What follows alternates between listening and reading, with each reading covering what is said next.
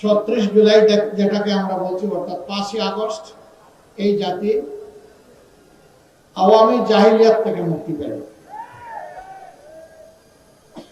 আফসোস, আমরা যারা 15.5 বছর আওয়ামী জাহিলিয়াতের জাতাকলে পিষ্ট ছিলাম, বিভিন্ন রাজনৈতিক দল, আলিম ওলামা, সাংবাদিক বন্ধুগণ, সুশীল সমাজের সদস্য, কৃষক, শ্রমিক, মোটে মাঝি, যারাই ছিলাম, এর মধ্যে একটা অংশ এই মজলুম অবস্থার পরিবর্তন করে রাতারাতি তারা জালিমের ভূমিকায় অবতীর্ণ হয়ে গেল। যে সমস্ত উপকর্ম করে আওয়ামী লীগ দীর্ঘ সময় জাতিকে কষ্ট দিয়েছে, একই অপকর্ম এই লোকেরা 6 তারিখ সকাল থেকে শুরু করে দিল। আমরা বিনয়ের সাথে তাদেরকে অনুরোধ করলাম যে মজলুম ছিলেন, জালিম হবেন না। মজলুমের কষ্ট তো বুঝার কথা, এখন মানুষকে কষ্ট দিচ্ছেন কেন? কিন্তু না, আমরা লক্ষ্য করলাম বেপরোয়া গতিতে চাঁদাবাজি, দখলবাজি, মামলাবাজি শুরু হয়ে গেল। এখনো অনেকে বলেন, বড় বড় ব্যবসায়ীরা বলেন, আমরা যাব কোথায়? আমাদেরকে জিম্মি করে আমাদের বিরুদ্ধে মার্ডার মামলা দিয়ে এখন আমাদের কাছ থেকে কোটি কোটি নয়, শত শত কোটি টাকা দাবি করা হচ্ছে। কারা দাবি করছে জানেন? এই 15.5 বছর যারা বাংলাদেশের মাটিতে ছিলেন না, পালিয়ে গিয়ে অন্য কোনো জায়গায় নিরাপদ আশ্রয় গ্রহণ করেছিলেন, ফিরে এসে তারাই সেই মামলা বাণিজ্য করছে।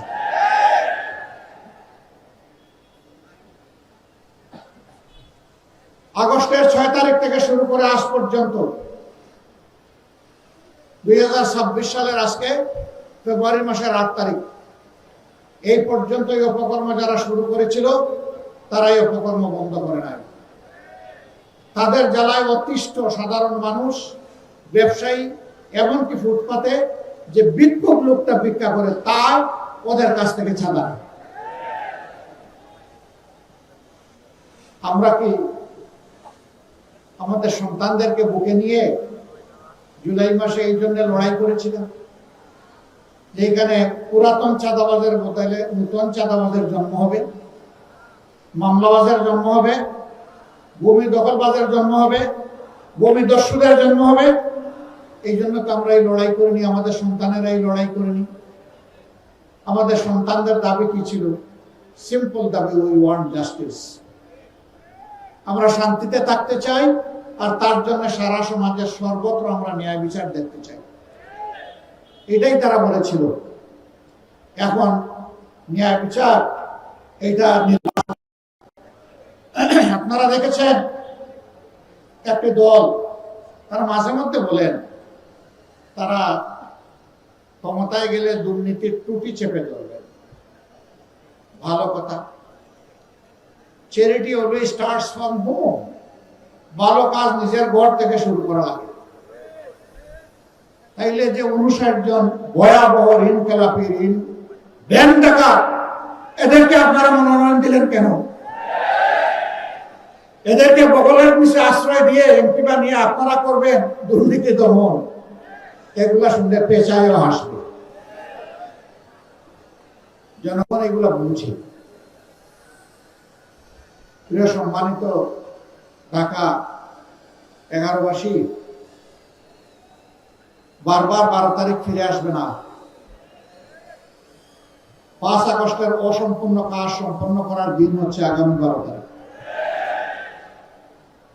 5 আগস্ট যে আকাঙ্ক্ষা নিয়ে রক্ত দিয়েছিল আমাদের সন্তানেরা, ভাইয়েরা, বোনেরা, শিশু, বৃদ্ধ, আবাল বনিতা, ওই রক্তের ঋণ পরিশোধ করার দিন হলো 12 তারিখ।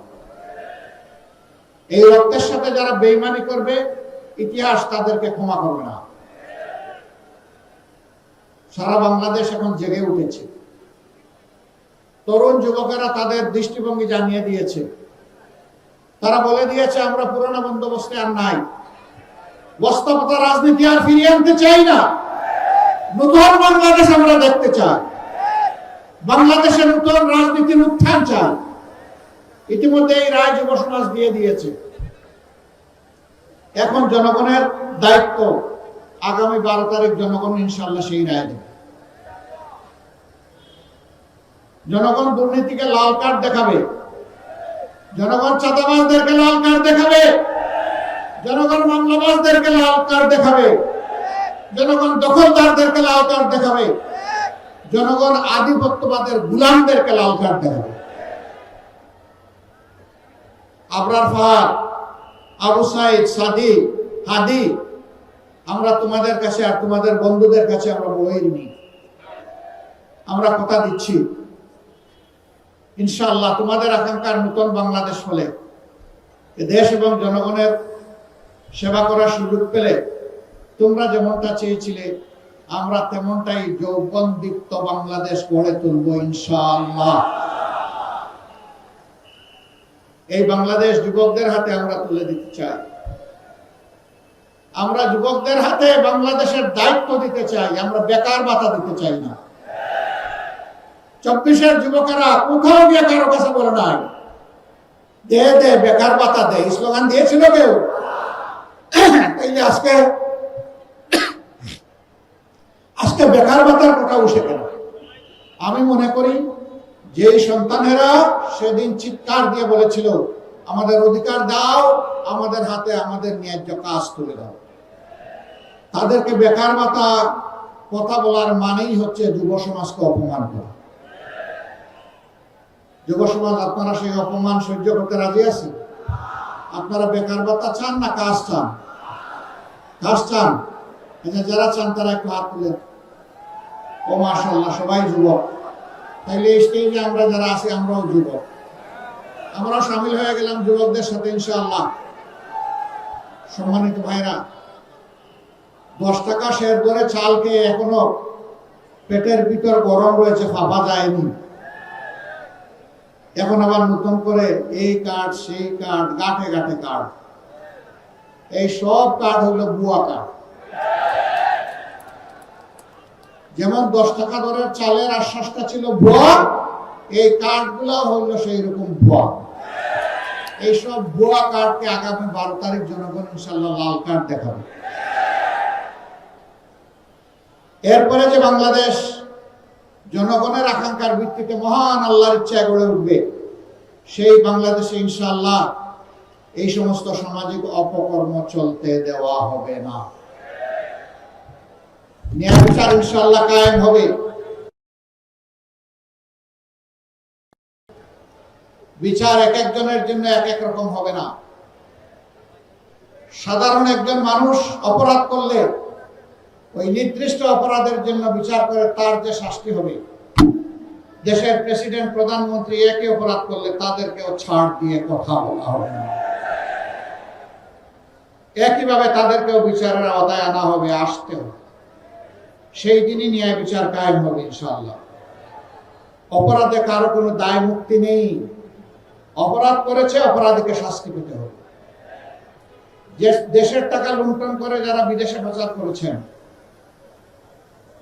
তারা সহজেই টাকা ফেরত দিবেন আমরা জানি, কিন্তু এটা কার টাকা? এটা কি তাদের বাপদাদার টাকা? এটা 18 কোটি মানুষের টাকা। আজকে জন্মনেওয়া শিশুর টাকা, ফুটপাতে হাত পেতে মানুষের কাছ থেকে যে ভাই বোন ভিক্ষা করে, এটা তাদেরও টাকা।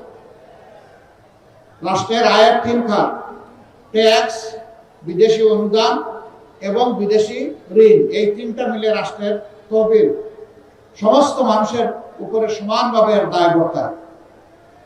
আমরা কথা দিচ্ছি ইনশাআল্লাহ যদি 13 তারিখ থেকে নতুন বাংলাদেশ হয়, তাহলে নতুন বাংলাদেশের এই প্রাপ্য 16 আনা আদায় করার জন্য সর্বাত্মক লড়াই চালাবো। এখানে কোনো আপোষ নেই। আমাদের বার্তা স্পষ্ট, এনাফ ইজ এনাফ। যা হয়েছে যথেষ্ট হয়েছে। এই পথে আর কেউ হাঁটুক, কোনো ফেসিবাদ হাঁটুক জাতি এটা দেখতে চায় না। আমরা মিথ্যা কোনো আশ্বাস জাতিকে দেব না। কিন্তু একটা কথা আল্লাহ তাআলাকে সাক্ষী রেখে বলবো, বাংলাদেশের মানুষের জীবন, সম্পদ এবং ইজ্জত, এই 3টার হবো ইনশাআল্লাহ আমরা পাহারাদার। এদেশের মালিক হব না, জনগণের সেবক হব। আর প্রতি বছর জনপ্রতিনিধিরা তাদের পারিবারিক সদস্যদের সহ জাতির সামনে তাদের সম্পদ বিবরণী পেশ করতে বাধ্য।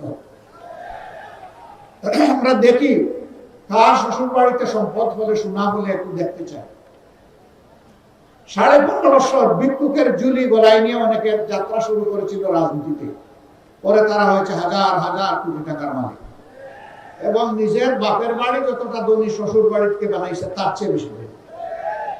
ওই চুরির টাকা কোথায় রাখবে? জনগণের চুরির টাকা নিয়ে ওখানে রেখেছে। আমরা ওই নতুন শ্বশুর বাড়ি আর তৈরি করবো না ইনশাআল্লাহ। শ্বশুর বাড়ি থেকে যৌতুক নেওয়া যেমন হারাম, জনগণের লুণ্ঠিত টাকা ওদের কাছে রাখাও তার চেয়ে ভয়াবহ। এই দুইটার ইনশাআল্লাহ অবসান হবে। এই প্রিয় দেশে নারী পুরুষ সবাই মিলে দুনিয়ার সব জায়গার মতো বাংলাদেশ। আমাদের দেশে আমাদের মা বোনদের ইজ্জতের কোনো নিরাপত্তা নেই, গড়েও নাই, রাস্তায়ও নাই, কর্মস্থলেও নাই। ইনশাআল্লাহ অগ্রাধিকারের ভিত্তিতে এটাই আগে নিশ্চিত করা হবে। যে জাতি তাদের মাদেরকে সম্মান করতে জানে সেই জাতিকে আল্লাহ তাআলা সম্মান বাড়িয়ে দেন। আর যে জাতি তাদের মায়েদেরকে, মায়ের জাতিকে, মা বোন এবং মেয়েদেরকে সম্মান করতে জানে না, আল্লাহ তাআলা কিভাবে তাদেরকে সম্মানিত করবেন? দুইজন মানুষ ছাড়া সবাই মায়ের গর্ভ থেকে দুনিয়া এসেছে, হযরত আদম আলাইহিস সালাম এবং হযরত হাওয়া আলাইহিস সালাম। বাকি সবাই মায়ের পেট থেকে দুনিয়া এসেছে। হযরত ঈসা ইবনে মারইয়াম আলাইহিস সালামের বাবা ছিলেন না, কিন্তু মা ছিল। মায়ের ঋণ শোধ করা কোনো সন্তানের পক্ষে সম্ভব নয়। সেই মাকে একটু সম্মানও দেখাবো না, এর চাইতে বড় জুলুম আর কি হতে পারে?